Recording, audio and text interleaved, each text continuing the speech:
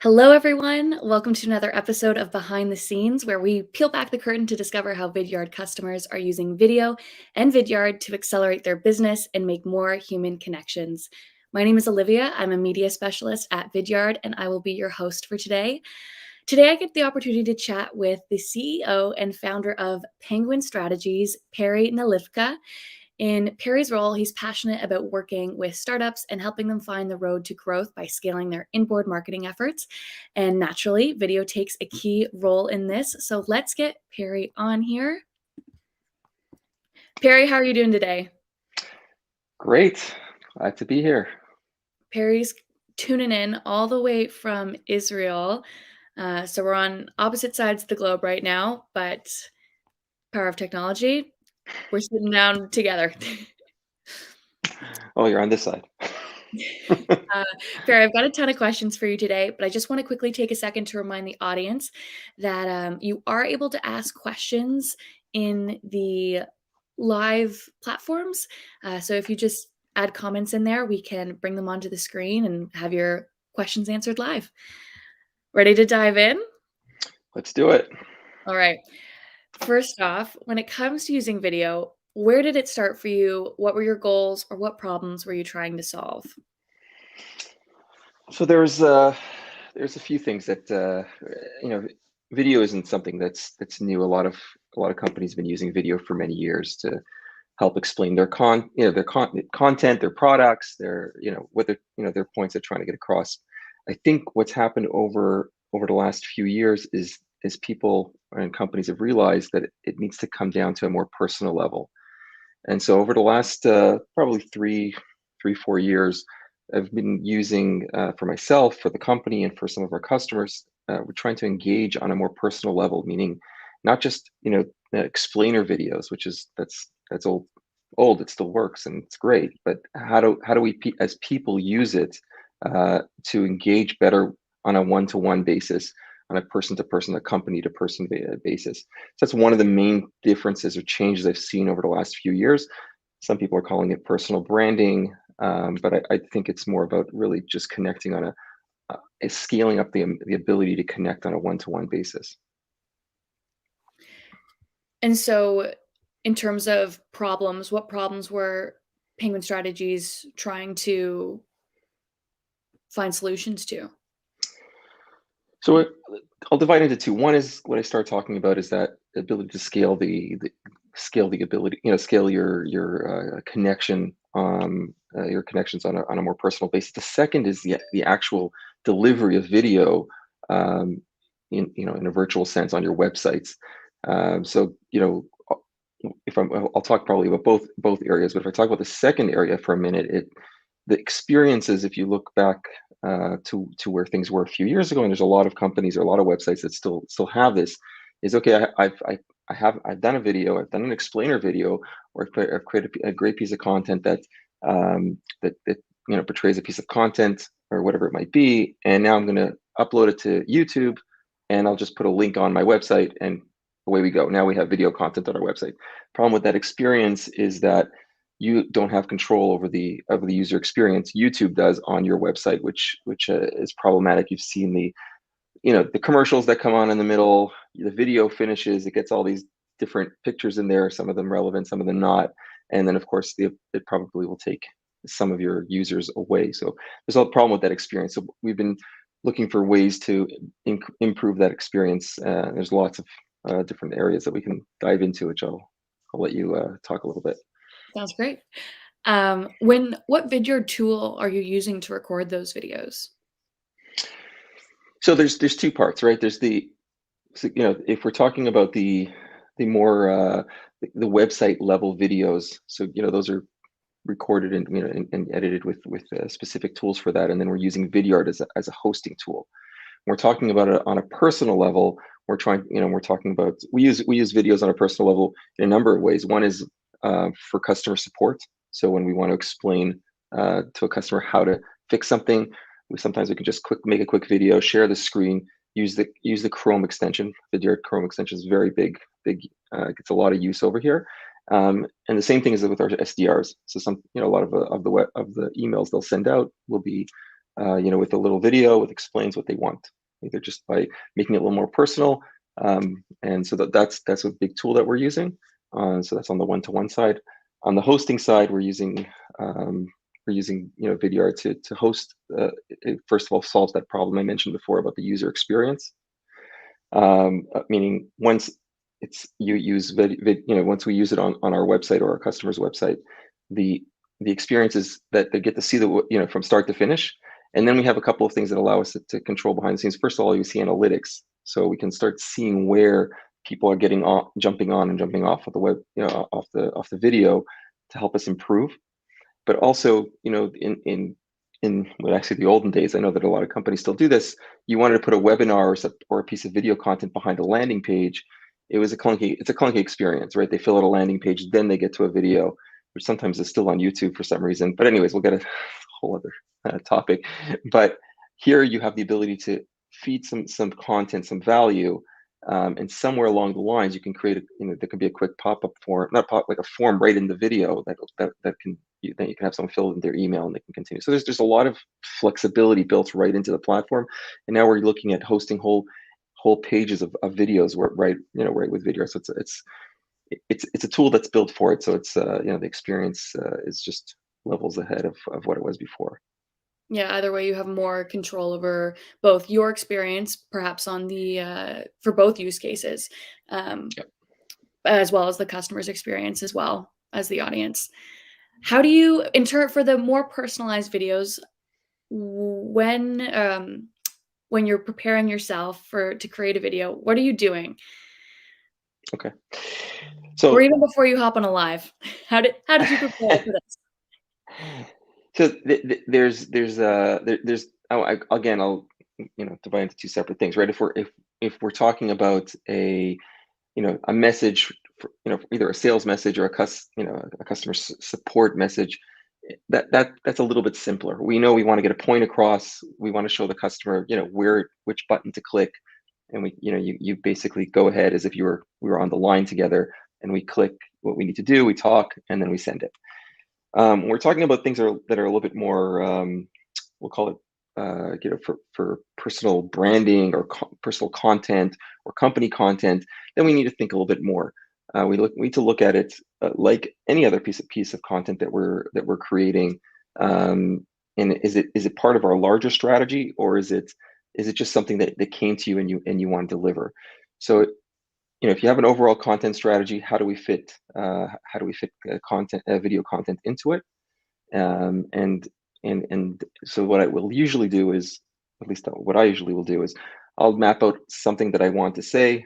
I'll create a number of points, maybe talk it through to myself one time, and then I'll just jump on camera and start blabbering. I'll just start talking until I feel like I've gotten my point across, and then I'll go back and edit out the areas, the ums and ohs and whatever it might be that might, the editing tools are so easy today. And then boom, you've got a piece of content. Get all the filler words out of there. Yeah. Unfortunately, when you're live, you can't do that. So we'll have to watch our ums. Try to keep it to a minimum. Well, one of the great things about video is that it's not always perfect, right? You get a personal sense for who's on the other end of the camera because of sometimes the filler words, not too many, but just enough that you know that it's authentic. In your role, and we're probably going to split this into the two use cases again, but how are you and your team using video to communicate at Penguin Strategies? Maybe for marketing to customers, as well as maybe system integrations and sales. We might even divide it into three, because recently we've also been using it for employer branding. So we've been jumping on calls. Mostly this is an initiative from the HR team.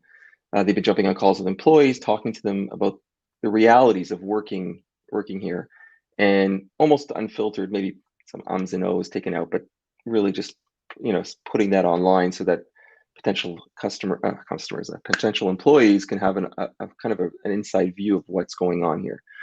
So that's one area that we've been using it. I mentioned before the customer support. So in their system integration team, it happens a lot, right? We support a lot of customers, with our HubSpot practice, Salesforce, and Vidyard, as well as quite a few other tools, so pretty much, and most of the main marketing tools that you can imagine that are being supported, integrated. And so sometimes the easiest thing to do is to just say, just to get on a quick video chat, or sorry, quick video, record it, send it out to the customer, and it solves the problem. And if that even works 60% of the time, you can imagine the amount of emails you just save, not having to go back and forth, setting up a video chat, getting on a call, explaining it. It's just a huge saving of time. And so that's a big deal. There was probably one more thing that you were thinking of, and I'll let you remind me what it is, because I just can't. I said one being for marketing customers, and then the other one's for system integrations and sales. Right. So I think that the only other one, which we talked about before, is kind of, again, I've been doing some videos, some personal videos, where I come up with a problem I've been seeing, and I think that I think it might help even one person out there. So I'll create a video and share it. The thing with those types of videos, and LinkedIn's been, their algorithms changed over the last few weeks. I've noticed that I don't see as many videos as I used to, and I'm not sure it's because people are making less videos or it's the algorithm change, but let's assume that things will go back to normal eventually. What I think, when I've tested the different types of videos that go on, there's kind of a couple of things. If you're thinking about doing videos for any kind of social media, I'm sure it will work. Same thing for Facebook or other platforms. Is the authenticity that we talked about before, and kind of putting in, people talk about value, but it's got to be all about the audience that you're talking to. You want to make sure that it's something that they can really pick up on. And usually, if you can bring in some type of personal element to it, that's going to be a grabber. If you can put in some humor, that's also something that I've seen is done really well. It helps with engagement. Those are like two really important ingredients that I've seen work really well. And how long are these videos normally? I'll just add one more thing. I mentioned two. I think there's a third ingredient that also help, and that is trying to be edgy. We'll call it controversial. So, I've done a few different types of videos, and I know that we're going to see one in a bit, more on the personal side. But I did one on talking about spam, and even though it seems like not a controversial issue or topic, but when you start talking about spam, people don't realize that what they're doing is spamming, buying a list and emailing it. Doesn't matter how you got that list together. That's spam. And so talking about that and saying how wrong it is, and that causes a lot of or cold calling. There's a lot of people that still believe in cold calling. A lot of companies that still do cold calling, and they wouldn't be doing it if it wasn't bringing in business. So there's a lot of controversial elements there. To your next question is, I think as you're starting out, if you want to start getting people to watch your videos, you want to keep them on the shorter side. there's no perfect time limit, but if you're, it's probably, for social media, 60 seconds is the average. So if you're just starting out, you want to keep it, under 60 seconds, between 30 and 60. Once you've got people that, think that you're doing a decent job, you can start getting it a little bit longer. I've seen people out there that have really created an audience, and they're putting out 2-3 minute videos, and people are watching them start to finish because they know that those people are providing value, entertainment, whatever. If you can provide education, value, and entertainment in the same video, you've got it. And if you figure it out, please teach me. Well, we're gonna combine all of those things right now, and show one of the videos that you added to social not too long ago. It's 60 seconds, so everyone hold on just one moment here. This video is for future me. I thought some of you might find value in it. It's November 2020, 9 months into COVID. And because of you, we just lost 3 customers that have been with us for under 6 months, something that's almost never happened. And I hope when you're watching this sometime in the future, it never happens again. I went back and reviewed the sales process. And there was always someone that brought up an objection how the customers that we were closing did not fit our perfect customer profile. In one case, the customer was too early stage and had not found product market fit yet. In another, the expectations were not aligned with reality. And in the third, the customer wanted leads out of the gate when there was no assets or budget to make that happen. This all happened back in April, when your excuse was that you had to take anybody willing to do business with you during these crazy COVID times. You wanted revenue, and you figured your team could just figure it out. Well, you set your team up for failure and created unhappy customers. So future me, please stick to our detailed ideal customer, where we lay out exactly who we work with, and more importantly, who we don't. Be real. Remember that not all business is good. And finally, go with your gut. It's almost always right. There's a couple things. I mean, why don't you start off by telling us a I little haven't bit watched that in a while. about It's a good reminder. It is a good reminder, and you can see that slight element of controversy, saying not all business is good business, whereas I think many people would have headed into that thinking all business is good business. Maybe not. There's a couple digital components there as well. You mentioned you use Capwing. Having those subtitles is so important. It helps with engagement and retaining engagement, as well as the time bar that goes across the bottom. So you are already preparing your audience for how long they need to be engaged. I think that those are both awesome tools that you incorporated into that. Yeah, no, it's those things are important, and it's incredibly, it's how easy it is to do it. I don't remember that one in particular, but I would say, many years ago, to put out a minute video, even at the low quality that was, could take a couple of hours. Whereas I did that in probably one take, and 20 to 40 minutes after I did it, and the time is just that it needs to be processed. So I actually worked on it probably 15 minutes, and then an hour after I'd done it, it was up in the air. And it's really that easy. And you don't need to be very technical. And there's plenty of tools. Kaplan just happens to be an incredible one that I came across back a couple of years, and just been using it ever since. I think social sharing is awesome, and while in some capacity you are getting analytics, right? You're seeing that engagement with your audience and how and you get direct feedback. I think it's a great use of the platform. I sent you that one because it was not one that I had made for engagement. I was having a frustrating day, as you can probably sense from now that I watch it. I can see it, or I can see it in my eyes. And I just wanted an outlet, and I put it out there, and then I shared it, assuming it'll be what it'll be. and it ended up becoming, I think, one of my top three performing piece of content that I'd ever done. So it was either a slow day on LinkedIn, or if I analyzed it like like I like to do, and really I think the personal element, um, you know, admitting to being something, you're flawed, and all that was actually very was very nice to see, I guess. I can see that in other pieces of content that I've watched, or that I read. You learn a lot from other people's mistakes. It's a pretty good piece of content for that purpose.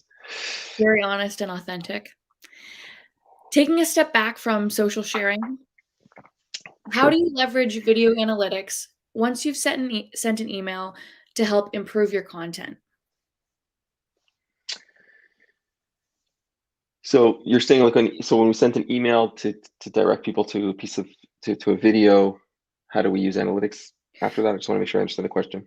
Certainly, whether it's personal, but I believe you also had mentioned that you use video in email campaigns. Okay, sure. So let's use that use case. In an email campaign, how are you leveraging video or the Vidyard analytics to help improve your content moving forward? So, what's really nice about the video content. So think about it, static content or a blog, right? You send people, how we all know that open rates are meaningless today, because they're just, with all the security measures. Just in case people don't know, it's a good thing to tell them. Please don't even look at open rates, because most security tools open emails before they get to people. So you could get like 80% open rates, and really nobody's opening your email. What matters is click rates. So that's great. So now I know someone clicked on a link, went to my blog. I don't know if they read it. Even if I know that they stayed on it for 20 minutes, it could be they just left they left the window open, or there's all other things. So it's very hard to tell. And there are tools that are helping figure that out. What's great about video is, at least you can, can't tell if they watched it, but you can tell how long it played. And typically, if someone's not watching it, they'll turn it off, or they'll go to another page. So what's great about this is now we have a really good feedback loop on the type of content and the quality of it. And so we can see, and we're seeing two types of things, right? We're going to see a trend of how many people watch it to what, but we're also going to see what types of people watched what. Because a lot of the things that we're doing is we're trying to sell. We work with, you mentioned before, we work with startups. We work with a really broad range of technology companies, and they're selling to very specific personas. And so it's very interesting to see what the different personas do with the content. So this has become very a very important tool for us. What are some tips for increasing the adoption of video, that you would like to share? So, the adoption, the pushback to adoption is a number of it's a number of levels. At a company level, it is sometimes just thought that it's cost prohibitive. So there's an education that needs to be, when we work with customers, they're like, okay, don't talk to us about video. We don't have the budget. And then we talk about it. We understand. We help them understand what it is that a video doesn't have to cost a lot more than a blog does. We're not talking about creating a production with with stars and I don't know, whatever. But that's one area. So that's an element that's when we're talking about at a company level. When we're talking about a personal level, some people will just never get over themselves and get in front of a camera. So we'll put those in, but that's a small percentage. But really sharing with them what other people are doing, and explaining to them and walking them through the process, creating like really a real template. Like when a while back we did a kind of it was a cool activity we did during Corona, where everybody was working from home. We couldn't get everybody together, and we created this this package where they could create a small video. So we actually created, I think it was a song that everybody had to just do one little thing, but we created it so easy for them to template that most people just jumped on and did it, and sent them their from their they only need to do it from their phone, or from their they could record themselves on with Vidyard or whatever it was, and then we just put it all together. So it's just, I'm saying, so the more you make it small baby steps, it's a way to get people engaged, and once they start seeing the results of it, it starts coming together. But gotta be relentless. So for those of our viewers who are avid viewers of Behind the Scenes, this is a question that we ask every single time towards the end of our interview, and it is, if there was one piece of advice you could give yourself a year ago when it comes to using video, what would that be? And you know what? It doesn't even need to be one. You can give us as many tips as you would, as a prior version of yourself would require. I think that the first thing is I wish I would have started earlier. I think that's the tip is to do it, and to do it more often. I've a lot of times I don't do as much as I would like to, and so I think I would like to tell myself to, or to tell anybody, that they should start earlier. It takes time to to get people engaged, and I've seen it happen. Right, I have my different networking buddies from LinkedIn, and a lot of times I'll stop. I haven't done a video in a few months now, and I'll get messages and say, hey, what? So that it's not like that's something that once you build it up, if you stop doing it, it's almost like you have to start again. So that's one thing. I think I think also just a big tip I'd give people is really just get out there. Just videos, put yourself on video, put it out there. Don't overthink it. Perfect is always the enemy of done, right? Or there's some sentence like that, right? So you just got to get out there and do it. It's definitely never as bad as you think it is. You're your worst critic, and that's fine. But if you don't do it, you'll never get off. You'll never get started. And don't take yourself too seriously. I mean, feel free to go and see some of the stuff I have on mine. It's some of it's too serious, and some of it might be a little bit too light, but it's just what it is.